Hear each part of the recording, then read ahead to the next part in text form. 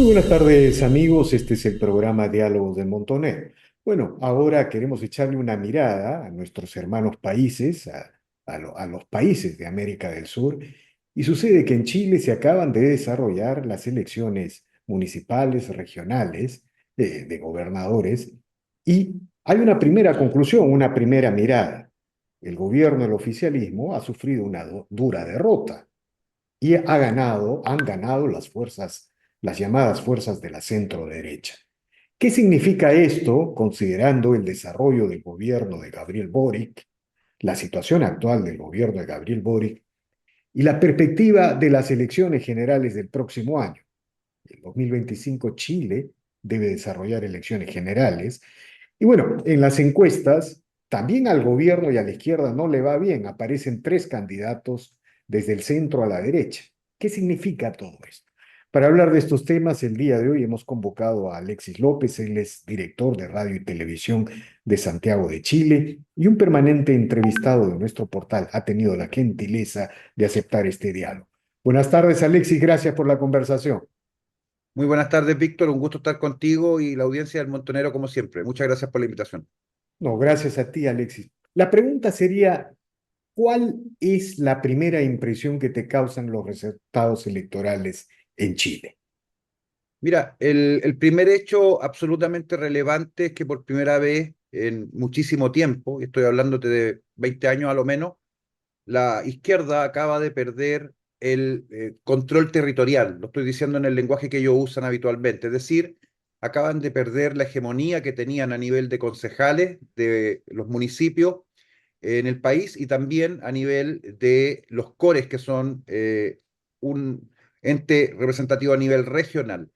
Esos dos hechos marcan un punto de inflexión, absolutamente, porque si nos vamos solamente dos elecciones atrás, en concejales la izquierda tenía el 70% de los concejales del país. Y en este minuto acaban de descender a menos del 50%.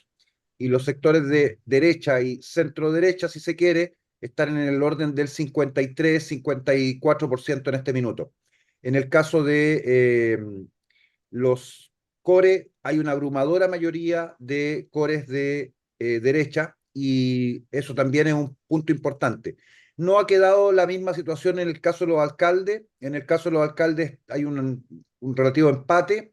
Y en los gobernadores, muy interesante, vamos a tener una nueva elección de segunda vuelta en 11 regiones del país, aproximadamente a fin de mes, el 25 de noviembre, si no me equivoco.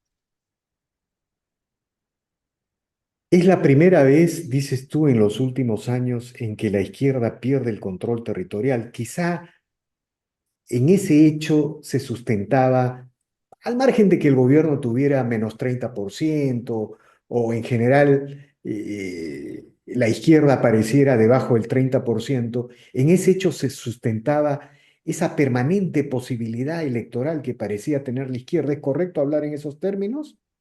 Efectivamente, porque el proceso de conquista ideológica corre en paralelo al proceso de conquista territorial. Y cuando tienes los representantes de menor jerarquía de la estructura municipal, que son los concejales, en todo el territorio realizando acción política en forma permanente, bueno, hay control territorial por parte de la izquierda, independientemente que el alcalde de la municipalidad puede ser de un sector u otro. Y por otra parte, en los consejos municipales estaba pasando de que el alcalde era de izquierda y luego los concejales también eran de izquierda, por lo cual cualquier cosa que quisieran hacer la podían hacer sin ningún problema. Y en este minuto eso se acabó. Entonces van a tener que tener los alcaldes de izquierda con consejos de derecha, y esto pasó en muchas comunas. Bueno, van a tener que tener mucho cuidado en cómo gastan los recursos públicos, porque el ojo de los concejales, que es de contralores en el fondo, va a estar encima. Ahora, ¿se puede entender este resultado electoral como un plebiscito contra el gobierno de Gabriel Boric? Es decir, ¿la gente ha votado en contra del gobierno o es una elección municipal o local, como se suele afirmar en los análisis? Depende de qué estamos hablando. En el caso de concejales y alcaldes no es posible hacer ese paralelo, de decir se está castigando directamente al gobierno, porque se trata de elecciones locales y la gente tiene mucho cuidado en separar la labor de gobierno de quien quiere que esté a nivel de los municipios. Entonces, ahí no opera eso, pero en cores a nivel regional y en gobernadores regionales sí es una posibilidad de que lo que hace el gobierno impacte en la elección, porque son cargos mucho más políticos. Y cuando te menciono que hay 11 regiones donde se tiene que ir a segunda vuelta, esa elección particular que viene este mes está siendo considerada un plebiscito sobre la labor de gobierno.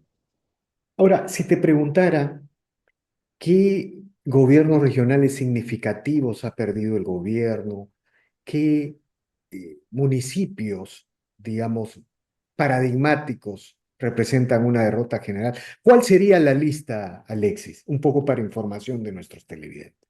Había un primer municipio que estaba en disputa entre el Partido Comunista y la centro derecha, Chile Vamos, que es el municipio más importante del país, que es Santiago. En Santiago venía gobernando Iracy Hasler, militante del Partido Comunista, con una desastrosa administración, y se presentó Mario Desbordes, que es de centro derecha, ex carabinero, que es globalista y que tiene una serie de cosas que uno le puede criticar, pero por lo menos no de izquierda totalmente. Hay algunas cosas donde se aproxima. Y bueno, terminó ganando absolutamente Mario Desbordes. El Partido Comunista con esto quedó muy golpeado. Eso en el lado de una de las comunas que gana la oposición. En el caso del gobierno está muy contento porque había dos alcaldías que son bastante emblemáticas también, porque son lugares y ciudades importantes. Valparaíso, capital de la quinta región, y al lado está Viña del Mar, y los dos municipios estaban en manos del Frente Amplio y los conservó. En el caso de Valparaíso, el alcalde que salió, el Char, va a ser reemplazado por una militante también del Frente Amplio, así que la continuidad es evidente. Y más importante, en el caso de Viña del Mar, que es un municipio que hasta hace poco tiempo tenía mucho más recursos que Valparaíso, estaba gobernando Macarena Rimbabonti y logró ser reelecta frente a un candidato que era muy bueno, un arquitecto que ha venido haciendo un tremendo trabajo, pero que es poco conocido políticamente porque entró recién. Y además no tuvo el apoyo cerrado de todos los partidos de oposición. Así que esos dos municipios para el gobierno han sido un triunfo, pero dos dentro de lo que estoy contando es muy poco, porque hay otros también muy relevantes. Por ejemplo, Concepción, la segunda ciudad del país, la segunda capital del país en el fondo, que siempre le ha disputado Santiago la capitanía en cierto aspecto histórico, terminó ganando un candidato absolutamente desconocido del Partido Social Cristiano, un partido muy pequeñito que creció en esta elección, un partido de raigambre cristiana con mucha presencia de evangélicos, el pastor Héctor Soto. Y Concepción históricamente ha sido una ciudad de izquierda. Ese ha sido un golpe muy fuerte entonces para el gobierno. Y otra ciudad capital, Puerto Montt, en el sur de Chile, también terminó resultando electo un candidato de centro derecha, otro golpe también. Entonces, depende de donde quieras mirar. Y como todas las elecciones después de la elección hacen que todos se sientan un poco ganadores, el gobierno en el fondo siente que ganó porque no perdió tanto, no porque realmente haya ganado como ya lo estoy demostrando. Y por el lado de la oposición se esperaba tenían una expectativa de mejor votación todavía, pero bueno, con lo que ya hicieron es suficiente porque marca este punto de inflexión que te mencioné al principio. Ahora, la izquierda con esta elección en realidad está acumulando, se podría decir, tres derrotas sucesivas. La primera derrota por el mamotreto del primer proyecto constituyente, la segunda derrota por el proyecto en el cual también participó un sector de la derecha, y esta derrota, ¿es correcto hablar en esos términos? Si lo analizas desde el punto de vista electoral, sí. Efectivamente, lo voy a poner en el orden porque tiene otro nombre. El primer proyecto era el mamarracho. Bueno, perdieron. El segundo proyecto era el mamotreto, que era muy parecido al mamarracho, y del punto de vista de que querían cambiar la constitución, también perdieron. Perdieron en la elección de los convencionales constituyentes, donde el gran favorecido fue el Partido Republicano de José Antonio Cast. Y finalmente han venido a perder este hecho fundamental que menciono, el control territorial en esta elección. Y ahora, bueno, se proyecta y está dentro de lo que hacías la presentación, que pasa el próximo año con las elecciones de diputados, senadores y presidencial.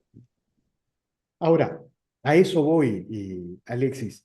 Esta derrota del oficialismo, ¿acaso es la antesala, el preludio, el anuncio de su derrota electoral en las próximas elecciones nacionales.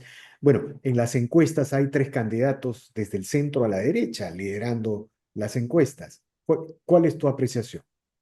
Mira, efectivamente se produjo una cosa importante en el caso del municipio de Providencia, porque la actual alcaldesa y candidata presidencial inspector de la centro derecha de Chile Vamos, Evelyn Matei, logró que su candidato quedara electo en la municipalidad. Y por supuesto eso es un refuerzo a la candidatura absolutamente. ¿Ya? Hay una continuidad en el caso de la comuna de Providencia en términos de administración. El señor Belolio es parte del equipo de Evelyn Matei y luego eso la reforzó. Y todos dan entonces por ganadora, del punto de vista de la proyección, a Evelyn Matei, porque el conglomerado que sacó más candidatos en todo el país fue Chile Vamos, ¿ya? Los partidos de centro derecha, Renovación Nacional, la UDI y Evópoli. No obstante, de esos tres partidos, el triunfador absoluto en esta elección fue Renovación Nacional, el partido mayoritario de la derecha. Pero el partido que sacó menos candidatos fue Evópoli, que, que está más, es el de más centro derecha, casi rozando con la izquierda, diría yo, realmente. Bueno, se castigó entonces a los que no estaban haciendo un buen trabajo desde el punto de vista de representar a la derecha, y la UDI, que era el partido hegemónico en términos de conducción política, quedó bastante disminuido. Allí ganó un poquito republicano el partido de José Antonio Caz, y por otra parte aparece este pequeño partido de conservador cristiano, que es el Partido Social Cristiano, que también crece. El escenario entonces para Evelyn Matei es bastante positivo, pero viene José Antonio Caz por el Partido Republicano, que quedó golpeado por el hecho de que cuando se eligieron 2 años atrás casi los consejeros constitucionales, el partido sacó alrededor de 3,5 millones de votos en total. Pues bien, en esta elección solo sacó 1,5 millones votos, perdió 2 millones de votos en esta elección, y esto tiene mucho que ver con esa voltereta que hizo Kass respecto del segundo proyecto constitucional, cuando llamó a votar por sus candidatos que iban a, en el fondo, abortar el proyecto, y luego llamó a aprobar ese proyecto. Y esto, por supuesto, causó una división que existe hasta el día de hoy en todo el sector de derecha, porque José Antonio en ese contexto básicamente traicionó a sus votantes que habían votado por sus candidatos en la primera oportunidad. Entonces, sí está segundo, pero está dañado con esta elección. Y luego viene un candidato outsider, que es actualmente diputado, que va por fuera, que todavía no sabemos siquiera si va a poder ser candidato, que es Johannes Kaiser, que ha venido haciendo un muy buen trabajo a nivel parlamentario, que es muy destacado porque es el más sólido. Mira lo que te digo, hay partidos que llevan con diputados 30 años literalmente en el Parlamento y no tienen la fuerza, la potencia y el discurso que tiene Johannes Kaiser, que está cada día creciendo más y está por pillar a José Antonio Caz. Bueno, hay un dicho que allá lo conocen también, que es caballo pillado, carrera ganada, ¿ya? Y si se pilla el caballo, se gana la carrera. Bueno, está a punto de ganarle, en la encuesta estoy hablando, Johannes Kaiser a José Antonio Caz, y podría pasar entonces eventualmente, desde el punto de vista de la encuesta, a un segundo lugar. Y si eso ocurre, se pone sumamente interesante, porque ahí sí tenemos una candidata de centro derecha, o lo que en Chile hemos venido denominando la derechita cobarde, que es Evelyn Matei, que es centro derecha, que no es exactamente derecha, y la candidata, al igual que Piñera, no se define de derecha. Esto que la audiencia en Perú lo tenga súper claro, ¿eh? Porque Evelyn Matei públicamente ha dicho que ella no es de derecha. Lo mismo que dijo siempre Sebastián Piñera antes de fallecer. Pues bien, después vendría, si se da lo que digo, Johannes Kaiser, que sí es derecha, incluso ultraderecha para algunos, aunque todos le dicen ultraderecha, lo hemos conversado aquí mismo en el canal y eso es irrelevante, pero es mucho más derecha que Evelyn Matei. Y ahí se produce esta cosa de tener una competencia interna dura y ver si finalmente se llega a una primaria. José Antonio Castro todavía no dice si va a primaria, Johannes Kaiser no sabemos, y Evelyn Matei no sé si querrá ir a primaria contra tres o contra, yo creo que contra eh, Cas Siria primaria, porque le gana sin lugar a dudas, pero no sé con respecto a Johannes. Así que es el escenario en ese sector. En la izquierda, Eso acaba. quería preguntarte. La izquierda aparece ya con menos posibilidades, con un espacio de maniobra muy reducido. ¿Significa esto, y agrego a la pregunta, Alexis, que el proceso revolucionario está siendo contenido y que se ha iniciado un proceso contrarrevolucionario en Chile. Efectivamente, pues en el canal yo hice un programa el día lunes con datos ya consolidados, el lunes pasado, que se llama Contraproceso, el avance del contraproceso, efectivamente porque los datos que ya mencioné respecto a la pérdida de control territorial, que son un antecedente muy fuerte, muy importante, tienen un segundo correlato con que está desfondado el desgobierno del Ocupa de la Moneda. Con el caso de el subsecretario del Interior Monsalve, que todavía no aparece, no está, que está acusado de violación y lleva literalmente más de 3 semanas absolutamente desaparecido. No siquiera sabemos si está en el país, te quiero decir, ¿ya? Puede que sí, ¿eh? No lo voy a afirmar, pero hay serias dudas de que esté en el país. Pues bien, el gobierno ha caído al nivel más bajo posible en todo término. Se acabó el relato feminista, se acabó el relato, todo lo que habían venido construyendo el punto de vista discursivo está muerto. Y luego Carolina Toá, la actual ministro del Interior, ha perdido completamente cualquier posibilidad de llegar a ser candidata, que era la idea, ¿ya?